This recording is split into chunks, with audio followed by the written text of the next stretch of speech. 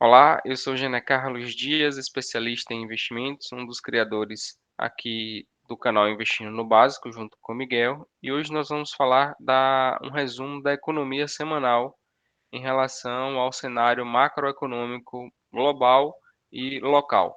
Sou Miguel, também do canal Investindo no Básico, também sou especialista em investimento CER e vamos apresentar agora o resumo da semana passada, da última semana de setembro, em relação à economia semanal aqui do Brasil e também no mundo. Falando em relação à dívida, e planejamento financeiro, que é o objetivo fim do nosso canal, as últimas reportagens que a gente pegou em relação a cartão de crédito e dívida. Então, no Brasil, o cartão de crédito responde por 30% da dívida de pessoa física no Brasil, aponta o Banco Central. Ou seja, de R$ 100, R$ 30 dessa dívida é só para o cartão de crédito e só para o rotativo do cartão de crédito. E o interessante dessa reportagem é que a maioria dessas pessoas que entram no rotativo do cartão de crédito são pessoas que têm uma baixa capacidade financeira, né? Tem salário, uma renda mensal, são famílias que têm uma renda mensal menor que R$ 2.000 e tem pouco conhecimento sobre economia e educação financeira. Ou seja, eles entram no rotativo porque eles não conhecem o que é juros do crédito do rotativo, ou seja, que é o maior juros do mundo, que já até diminuiu, o Banco Central já diminuiu esse juros, já limitou a uma porcentagem máxima de, se eu não me engano, 8% ao mês. E nessa reportagem eles mostram que os juros do rotativo pode chegar a 300% ao ano. O que significa isso? Significa que as pessoas com dificuldade de pagar o cartão de crédito, elas pegam, olham lá a fatura, o valor mínimo, que é o valor que você vai pagar no crédito rotativo, aceita aquele valor mínimo, ou seja, vamos dizer que a fatura é R$ 1.000, ela olha que ela pode pegar aquela fatura de R$ 1.000 e transformar em R$ 100, e quando ela transforma essa parcela de R$ 1.000 para R$ 100, que é o valor mínimo daquela dívida, ela vai entrar no juros do crédito rotativo e vai pagar 300% de juros em cima do principal da dívida. Ou seja, se você pegou R$ 1.000 no início do ano como dívida, entrou no crédito rotativo, ao final de 12 meses você está devendo ao banco R$ 3.000, o que é muito juros. Ou seja, se você não conseguiu pagar R$ 1.000 no ano, né, daquela dívida, e você pegou e multiplicou ela em 3 vezes em 12 meses, então você tem que imaginar como é a situação dessa família depois de 12 meses para pagar essa dívida tão alta. Continuando, né, uma outra reportagem muito boa, falando que metade das famílias brasileiras tem alguma dívida contraída nos últimos meses e a cada mês que passa, infelizmente, há um novo recorde batido pela população, que soma 53% de endividados. Porém, se você tirar as famílias que têm uma dívida em relação a um bem imóvel, que é aceitável, que para você comprar um imóvel você precisa de uma capacidade financeira muito alta, então é tolerável, é aceitável essa dívida até para comprar um ativo que você está comprando, uma dívida para financiar um ativo. Enquanto se você tirar é, essas famílias que têm esse endividamento por causa de um bem imóvel, sobram 33% de outras famílias que não têm que têm uma dívida não relacionada a esse bem imóvel, ou seja, são dívidas feitas para fluxo orçamentário, que a gente vai chamar a atenção um pouco mais adiante. O que acontece? Essas pessoas tomam dívida para pagar coisas básicas de casa porque não conseguem pagar o necessário para sobreviver, como alimentação, energia, gás.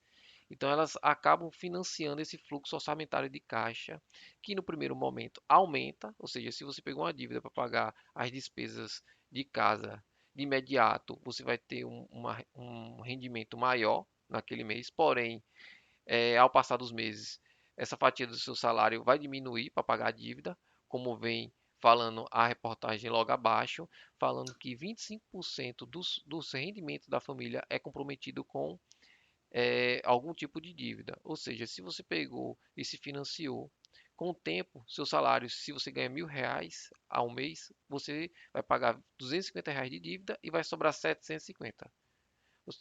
Se você não conseguia pagar nem o fluxo de despesas mensais com R$ 1.000, imagina agora com R$ 750, porque R$ 250 você destinou a pagar a dívida. Imagina agora pagar suas despesas correntes com menos dinheiro, com 25% menos do seu salário mensal.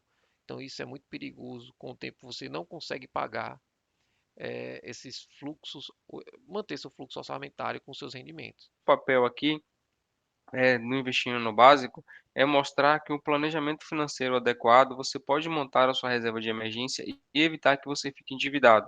Pelo contrário, com um longo prazo, montando a reserva de emergência, e nós vamos ensinar também a você a fazer seus primeiros passos como investidor, você vai começar a ter a renda passiva. Aquela renda onde você coloca o dinheiro para trabalhar para você. Você está dormindo, o dinheiro está trabalhando, ele vai te dar rendimentos. Miguel vai trazer um exemplo mais à frente, justamente de uma opção de investimento onde nós podemos estar colocando o valor para trabalhar, nosso dinheiro para trabalhar e termos uma renda passiva no longo prazo. Então, falando de renda passiva, né, que é uma renda que é proveniente de um não esforço seu, que é diferente da renda ativa. A renda ativa você tem que ir ao trabalho, depois que você trabalhou, você recebe seus rendimentos. A renda passiva não precisa desse esforço. Então, um dos exemplos de renda passiva é o investimento em cotas de fundo de investimento imobiliário. E a gente trouxe um exemplo, que não é recomendação, do Iridium Recebíveis Imobiliários, que é um fundo de investimento imobiliário em títulos e valores imobiliários. Ou seja, eles compram um certificado de recebíveis imobiliários e ganha uma rentabilidade em cima desses CRIs e repassado para os cotistas, que são as pessoas que compram as cotas. Eu sou um dos cotistas, gosto muito desse fundo imobiliário, não é recomendação, é preciso que você entenda alguns termos e estude E tem algumas que estar de acordo com o perfil de investidor também, né? estude, não precisa ser uma coisa muito rebuscada, é uma coisa básica, é uma coisa muito difícil de você entender. Você tem que saber que tem alguns riscos, mas também tem seus benefícios, pesar esse benefício com esse risco e fazer seu asset allocation, como a gente sempre preconiza aqui no canal. Então, o valor hoje da cota é R$ 103. E os rendimentos que você recebe durante esses 12 últimos meses, o recebimento de rendimentos foi de R$ 14,95 por cota. Ou seja, quem comprou uma cota ganhou nos últimos 12 meses, se você comprasse 12 meses atrás, você ganharia R$ 14,95 por cota. Então, se você tem uma renda mensal de R$ 2.200, um exemplo que a gente colocou, e pega 10% desse rendimento seu, que seria sua capacidade de poupança, né? Seu índice de poupança seria 10%, que é o mínimo aceitável, saudável, vamos dizer assim, que a gente considera saudável em educação financeira. Então, se você pegasse 10% do seu salário e comprasse cotas desse fundo imobiliário, que é o IRDM11, durante algum tempo, você poderia alcançar sua liberdade financeira. E a gente fez uma simulação em quanto tempo você conseguiria isso. E em 18 anos, caso a cota ficasse aí em R$ 103 e não mudasse de valor, e a rentabilidade desse dividend yield ficasse também congelado em 14,52% e você reinvestisse esses 10% do seu salário durante 18 anos, você já conseguiria se aposentar com o salário que você está recebendo hoje. A gente fez uma simulação com R$ 2.200, mas poderia ser com qualquer salário, porque é 10% do salário. Então, com 18 anos, você poderia alcançar a sua liberdade financeira. E a maioria dos brasileiros esperam a aposentadoria com INSS, que não é uma coisa hoje tão segura que a gente fala, né? Pode ser que o sistema possa entrar em colapso ou se não entrar em colapso, ele fica com dificuldade de pagar todas as pessoas, né, os beneficiários. Então é uma coisa que você tem que tomar cuidado, enquanto no mercado financeiro existe a compra de ativos, existe uma forma de você alcançar essa liberdade financeira. Que a segurança que a gente preza aqui, que é pelo asset allocation, é baseada em diversificação. Ou seja, quando você aposta que você vai se aposentar somente com o INSS, você está fazendo uma aposta em um, entre aspas, ativo, que seria o INSS. E o certo seria você fazer uma diversificação, porque se acontecer alguma coisa futuro com o INSS, você teria a segurança desses fundos imobiliários ou de outros ativos que tivesse por trás da sua carteira de investimento. Então a simulação está aí feita com as cotas do fundo IRDM11 para uma pessoa que tem uma renda mensal de R$ 2.420. Se ele pegasse 10% do salário dele, que é R$ 240, e ficasse comprando e reinvestindo com os dividendos, você alcançaria o seu salário em 18 anos de investimento. Então vamos lá agora para o cenário nacional em relação ao relatório Focus, relatório de mercado, que reflete a expectativa de mercado para essa última semana. Então, para 2022, o mercado espera que a inflação termine num patamar de 5,74%. Tem 14 semanas que essa projeção de inflação vem diminuindo continuamente e que é muito bom para o cenário do Brasil em relação ao cenário global, que é de inflação disseminada. Tanto os Estados Unidos quanto a Europa está com a expectativa de inflação para hoje está aproximadamente 10% lá. Então a inflação lá, por, por diversos motivos, tanto anteriormente era pela pandemia, agora é por outros motivos, está com a inflação bastante alta. Então o Brasil é um dos países do mundo que tem a perspectiva de inflação baixa, entre aspas, de 5,74%, ainda não é dentro da meta, mas é bem baixa, perto dos outros pares globais. Em relação ao PIB total, a perspectiva é uma surpresa em relação ao início do ano, que se esperava um PIB até menor que 1%. Hoje espera-se que o PIB termine com um aumento de 2,70%. Também essa projeção vem aumentando a 14 semanas. A taxa Selic tem a perspectiva que termine o ano com esse patamar que está hoje em 13,75%. E o importante é você relacionar ano por ano, né? Ano a ano. Então, 2022, a taxa Selic, a perspectiva é que termine a 13,75%, que é o que está o patamar de hoje, enquanto 2023 espera-se que termine em 11,25%, em 2024 em torno de 8% ao ano. Isso significa que os juros futuros, como a gente vai mostrar aí no próximo slide, estão diminuindo. Então, quando você vai fazer sua carteira, você pode se posicionar dentro do seu asset allocation, da sua proporção do que você colocou para você. Você pode fazer um melhor posicionamento em juros futuros. Então, que a gente faz hoje em relação a investir em renda fixa? Hoje, existem três tipos de títulos, que é o pré-fixado, o pós-fixado e o híbrido, né, que é o indexado à inflação.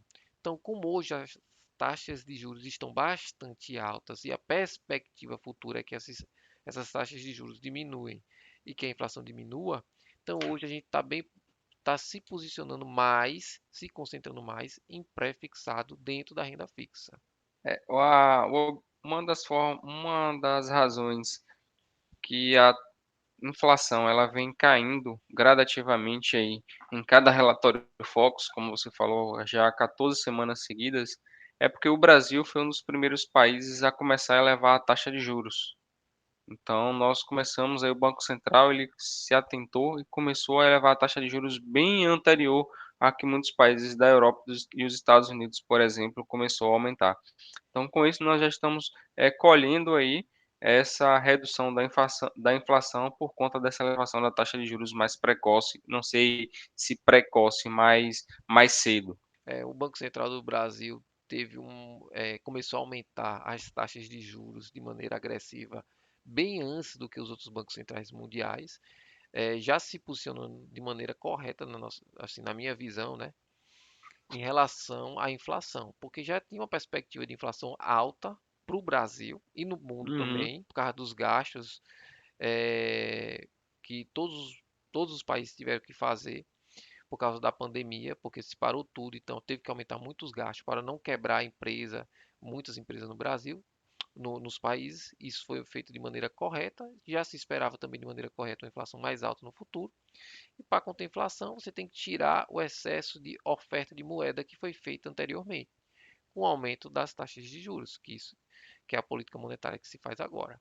Então, houve uma política expansionista passada por causa da pandemia, né? Uma política fiscal com redução de imposto para as empresas, mas muito gasto dos países. Os países se endividaram muito para não deixar as empresas nacionais quebrarem. Então, foi uma política fiscal expansionista para salvar mesmo a economia mundial e uma política monetária também, juntamente expansionista, né? Com juros, todo mundo tinha juros praticamente zerados. O Brasil era o menor juros da história do Brasil, que era 2% ao ano.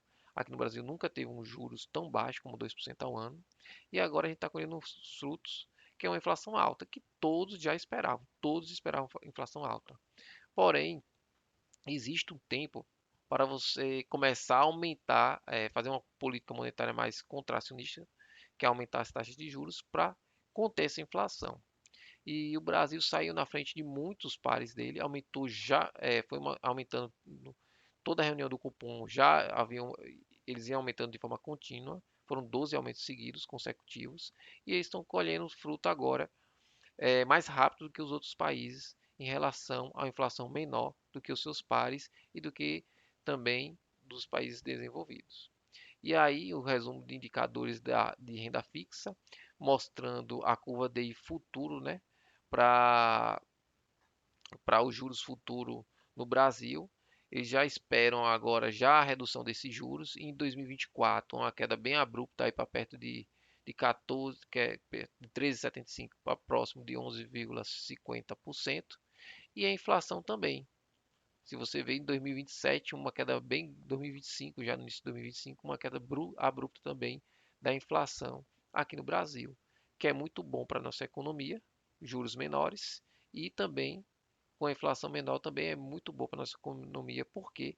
Porque as pessoas vão manter sua capacidade de compra. Quando você tem uma inflação muito alta, as pessoas perdem capacidade de compra.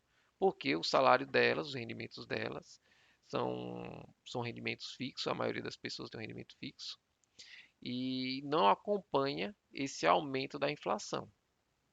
Então, as pessoas perdem a capacidade de compra, isso compram menos produtos, consomem menos serviços, e isso faz com que o país entre em recessão.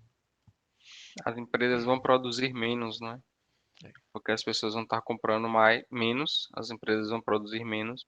E por outro lado também, quando a taxa de juros está muito alta, as empresas ela têm um custo alto para financiamento das suas atividades. Então, expandir linha de produção, abrir novas frentes de trabalho para criar novos empregos, isso vai ser limitado, porque muitas dessas empresas, para ela poder expandir, ela pega dinheiro emprestado, ela não tem um recurso.